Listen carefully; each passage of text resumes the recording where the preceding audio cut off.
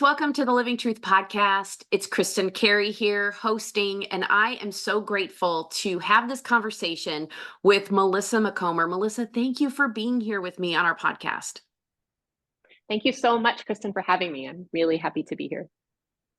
Awesome. You guys, if you haven't already, what I'd like to invite you to do is if the Living Truth Podcast has helped you, would you take a moment, just pause this episode and rate and or review our podcast? That helps more people find the help that we have to offer for men and women struggling with unwanted sexual behavior, their betrayed spouses, and their family.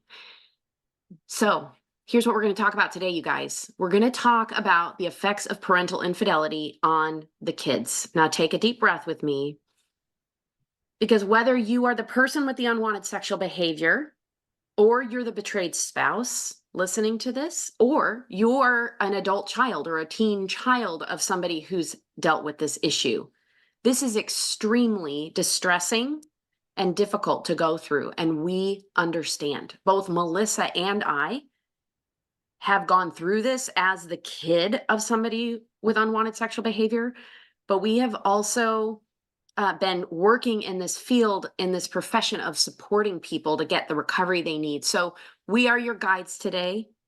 And what I want to invite you to do is take notice of your body. Take notice of what is happening as you listen, and take some slow, deep breaths. You might notice your heart racing, your stomach clenching. This is difficult stuff, but what we want you to know is that we want to be gentle in our guidance. We want to provide you hope. And this conversation may be hard to hear, but our hope and our prayer is that it will inspire you to get the support that you need. You need to know that the impact is huge on the entire family when there's unwanted sexual behavior, but it is not hopeless to recover from. So let me tell you guys about Melissa. Melissa is actually working on her memoir right now about her experience as a daughter of infidelity. And this working on her memoir has led to extensive research on this topic. So we're going to link in the show notes her website and more information about her, as she leads support groups for young adults. And so if that is you, if you're a young adult or a later teen wanting support from parental infidelity, Melissa is going to be a great resource for you. So she uses her expertise as a therapist and her own personal history to help teens and young adults struggling with the parents' unwanted sexual behavior. So Melissa, first of all, I just want to ask anything that you want to share about your story, what you've gone through. And friends, right now, what I want to invite you to do is you listen to her story, and she's not going to share any graphic detail to trigger you, but take some deep breaths and just listen and try to be an observer of what Melissa's sharing about what happened in her life. Thank you, Kristen, for that great introduction. I appreciate it. Sure. Let me tell you a little bit, just briefly, my story so that you understand where I'm coming from and why I've been motivated both to write this memoir and to do the research that I have. So I discovered my mom's infidelity all on my own when I was 13, which was rough. I found out before my dad, although my dad did later find out maybe about 6 months later, all on his own. And my parents then went looking for help. And the first place they looked was at our church. However, unfortunately, the pastor at our church said that was not an option because of my mom's behavior. And so she was no longer welcome in the church, which was hard for me as a daughter. I was still welcome in the church, but felt like I was in a position of having to choose between my mom and my church. And at 13, I had to choose my mom. So that really called in a lot of faith questions for myself at the time. I'm going to pause you right there. That's a huge point. Yes. Is that when people go to their church for help with unwanted sexual behavior and betrayal, and we expect help and hope and for it to be handled well, the variety of responses that happen are all across the board. I mean, I hear stories that are horrible of being, kicked out, excommunicated. And then, of course, as a 13-year-old, survival necessity is choose mom. Not only that, but Absolutely. also your attachment to your mom Yeah. is inevitable. Mhm. And then that created a great deal of spiritual crisis for you. And so, Absolutely. friends, the first thing I want to say is if you're dealing with this, I ask you to go to consider with great caution whether your church is the place to go for help. And I know that's counterintuitive for a lot of people, but the Mm. reality is pastors and even pastoral counselors usually have no training on this issue. They haven't done any research and they're looking at it from a purely spiritual standpoint, usually, when actually unwanted sexual behavior and betrayal are whole body experiences. So it's rooted in attachment and biology and psychology, and there's so much multidimensional aspects that our church is not equipped. It'd be like going to your church for your cancer diagnosis, only going to them. Some people only go to their church to get help from this because they think this is my place where I'm going to get support. But the reality is that it's often misunderstood, misjudged, and ends up creating a lot of problems. So Melissa's story is not uncommon, and the crisis of faith that can ensue it's often pretty severe and prolonged. So friends, just a note on that. Please continue, Yes, Melissa. of course. Thank you. That's all so well said. And I'll add that it really ties into when you're talking with teens about unwanted sexual behavior. We'll get into this more later. I know that often the event really takes on something so much bigger for a teen because it becomes a question of faith and a question of love and a question of intimacy, and it even leaves the realm of the nuclear family and becomes so much bigger. And I'm not sure that a lot of families or even a lot of counselors take that into account because they don't see it. And because there's not been a lot of research done about it to No, this there to this hasn't. point. Yeah. Right, right. Anyway, so to continue with my own story, so my parents did eventually find some marriage counseling and did agree to stay together. I will say that I think it was just that, an agreement. And I'm not sure that a lot of the issues that they encountered in their relationship got solved to the degree that they needed to.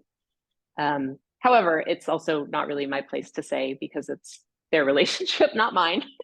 And they had to do what was right for them, and they did.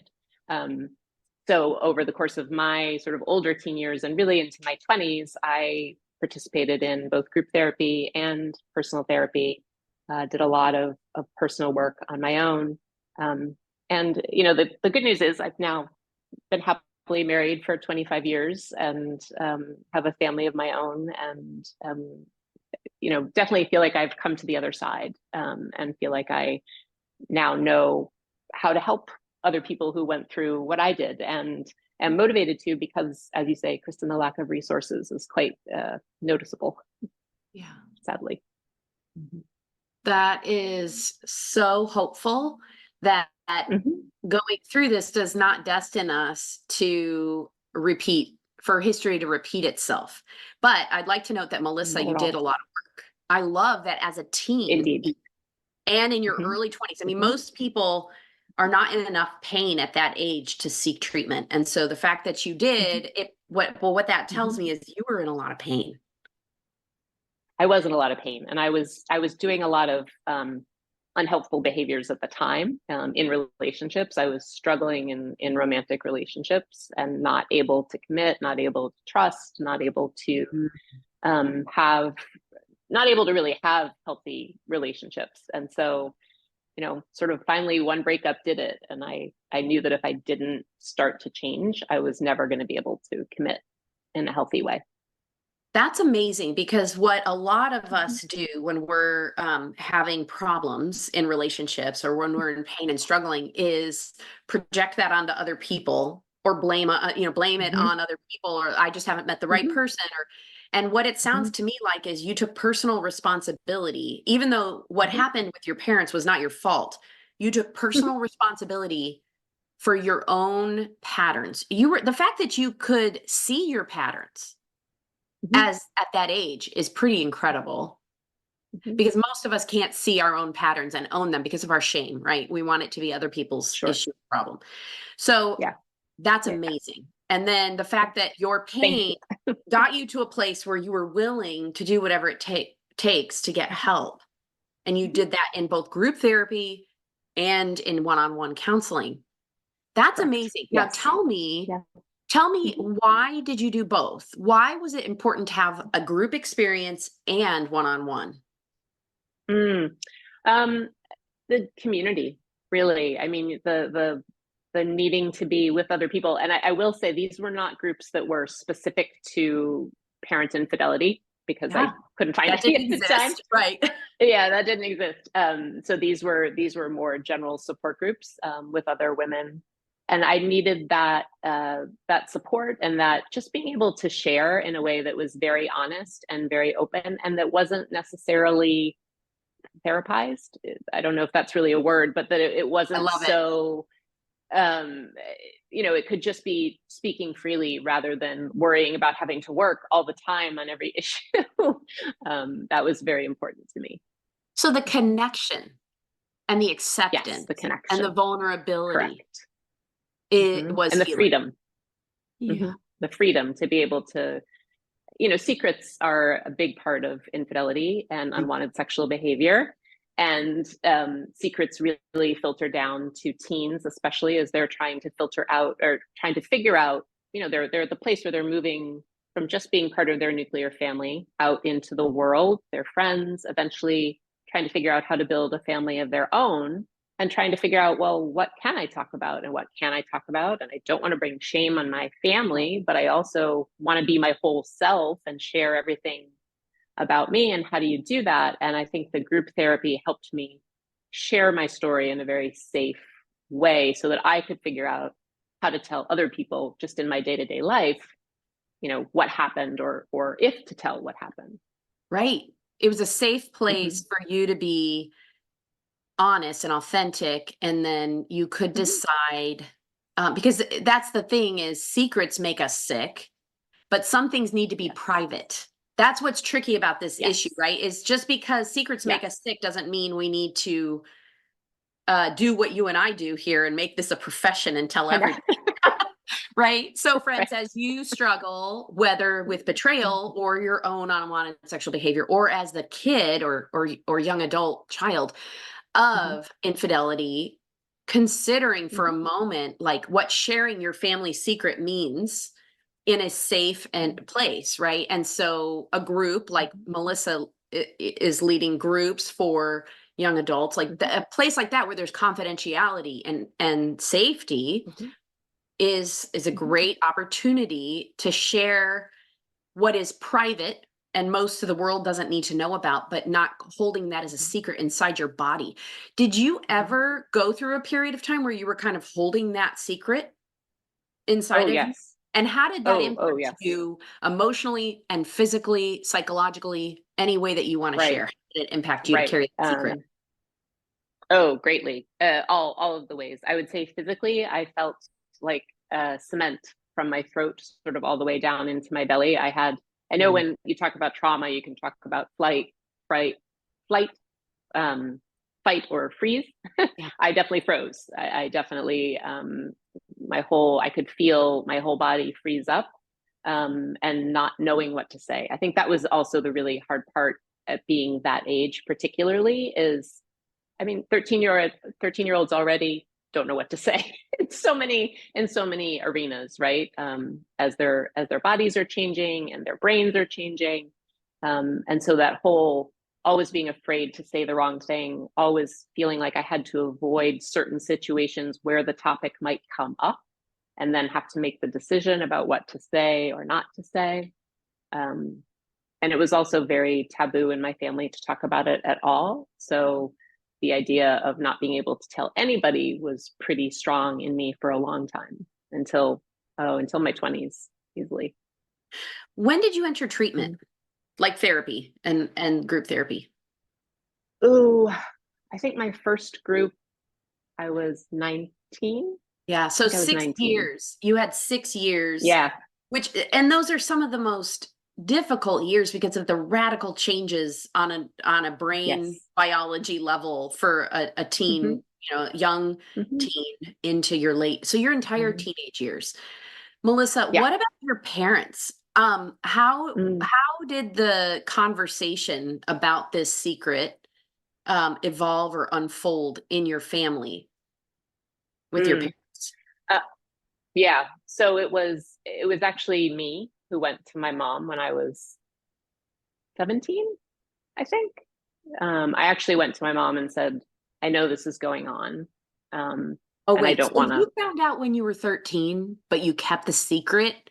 Like nobody knew I had that a you close knew, I had a close friend who I did confide in, a close girlfriend who I did confide in.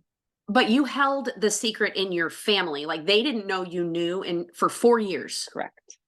Yes. Correct. Oh my gosh. Yeah. And so you went to your mom when you were 17 Hmm. And I and said, this is what I know, and I need to know if it's still going on, because at that point I didn't know. And she confirmed at the time that it was not going on, and there was some repair, I guess, at that time. I would say there was some repair with her where we were able to cry together and talk a little bit more about it. Um, and then it was swept back under the rug, and we didn't talk about it again. So it was very quick, and I think I felt some measure of relief. And there was part of me that was like, okay, great, now it's over. I don't have to worry about it anymore. And then, of course, couple years later, a relationship or two later, I realized it really wasn't over. And I also realized at that point it wasn't something that I needed to work out with my parents anymore so much as it was something I needed to work out with myself and with my own relationships in my 20s. So, Mm. mhm. Did you ever have conversations with your dad, who was the betrayed spouse? I did about 2 years after I talked to my mom. I I had some questions for my dad, and so I talked to him about his experience in a very general way. Both parents were reticent to share a lot of details, which is okay. I don't necessarily think that I'm not of the mind that parents need to share every detail with their kids No, by that's any means. traumatizing. That is really traumatizing Yeah. for kids. Yeah, yeah, yeah. So it wasn't so much that I was looking for that. I guess I was looking for resolution, and not only resolution with me, but I wanted to see some resolution between the two of them. Um, and again, it wasn't my place to look for that. And that's one thing that talking to both my parents helped me realize, was that that's not my. I have to focus on my own self and my own journey, and let them have their own journey. Absolutely. Wow, that's incredible that Hmm. you could know that at that age. That's Mm. that's pretty incredible. So, Hmm. um, you found out at 13, you know now that your dad found out 6 months after you. Do you recall Hmm. watching your dad change or seeing him kind of under the impact of the trauma of his betrayal in that time period, even though it wasn't being spoken about? Oh, sure. Oh, yeah. I remember there were lots of fights. There was a lot of anger. There was a lot of door slamming. Yeah, there was a lot of emotion. I do think one thing my parents did very well was they did keep it between themselves. They tried. I think anyway. They tried very hard to not involve my sibling and I in it. Um, But you so knew. I, And I you didn't but always I knew. know the Right. emotional tension, but you knew why, probably, right? Yeah, Did you I know that it did. was because your dad found out, even though you hadn't talked about it? I mean, I didn't know, but like, Yeah. in my Your gut, body I knew. Your knew. In body my knew. heart, my body knew, but I had no idea what he knew or how he found out. To this day, actually, I still don't. I don't know the details of what he found out and how. Yeah. Mhm. Yeah. But in your body, you carried that pain and what Yes. else? What else do you think you carried in your body for all those years? I know you talked about the freeze, the cementing Mm, that you felt in mhm, you. Isn't that interesting? Because you were kind of mm, silenced, yes. right? With Yes. the secret. And Yes. that's interesting Yes. that you felt like cement in through your neck Mhm, and chest area. But what else do you think you mhm. carried in your body? I think I carried the uncertainty, or the way I would say it is the not knowing what to do. I Yeah. think, and I hear this from a lot of the kids that I work with, it's this, I found this out, what do I do? And it's this misbelief really at 13 that you can do anything, because the reality is most of the time a 13-year-old doesn't have any impact on their parents' relationship. um, and even if, a lot of kids get put in a situation where they feel like they have to tell somebody or tell one parent what's going on with the other. And there were many days where I felt, did I do the wrong thing? Should I have told my dad? Should I have confronted my mom? Yeah. Should I have done all of that? And so it was this very sort of catch 22 feeling all the time of, should I have done something different? Should I be doing something different? Should I be keeping my mouth shut? Should I be telling something? A lot of uncertainty. And I think that carried over into my 20s, into uncertainty about everything. How am I going to know if I make the right decision? How am I going to know if this is the right person? Because I can't trust my own gut. I can't trust my own sense of what's right and what's wrong, because I was in an impossible situation. There was no way I could have. There was no way to win where I was. That is very well said. And that losing the Thank ability you. to trust our gut and that uncertainty, the Mm-hmm. back and forth of should I, shouldn't I, did I do the right Mm-hmm. thing? All of that is a huge burden for Mm-hmm. a young adult and teen to carry. Mm-hmm. So friends, if you're listening and you identify with that, you're not alone. This is very, very common. Mm-hmm. And many kids feel caught in the middle of the two parents of like loyalty to both. And yet, what does that mean Yes. in this situation? That is Yes. very, very, very conflicting. Um, Yes. And that so is, if I can just add for a yes, second, yeah. that's also something, a misconception that I think a lot of betrayed parents have, or a lot of, um, I don't know if it's a misconception, but they don't understand why their kids are also angry at them. And I will say, I was angry at both of my parents, for a long time. Tell me And more I about think, that. I agree. I find that to yeah. be true often. Why do you think that was for you in particular? And then if you have any Mhm. generalities of why you see this in the kids. Sure. The particular for me, well, it was for two reasons. One is I was just angry and upset, and it was, I felt like it was my parents and their unit making me angry and upset, and so to a certain extent, they were both to blame. But I think on an even deeper level, and this is one thing that I see with the kids that I've worked with, is, you as a teenager, even into young adulthood, you really want to love your parents, and you want to love both of your parents. And when one parent does something that is, dishonest, that betrays not only their partner but their family, it's hard to have that cognitive dissonance, right? It's hard to hold both of those things at the same time. That they did this terrible thing, and I still love them. And so one of the ways that I dealt with it, and I think a lot of kids do, is it's got to be the betrayed parents' fault. They must have done something to bring this on, because that will make me be able to love both of you in good conscience. Interesting because historically Mhm. in the church and in many therapeutic settings, the Mhm. betrayed partner is often looked at as what have you done or not done that would lead the other person to Yes. cheat. That is a very common belief. So it's interesting that Mhm. a kid is intuitively oftentimes thinking and believing that, and your explanation for why is so fascinating. It Mhm. enables you to love both of them and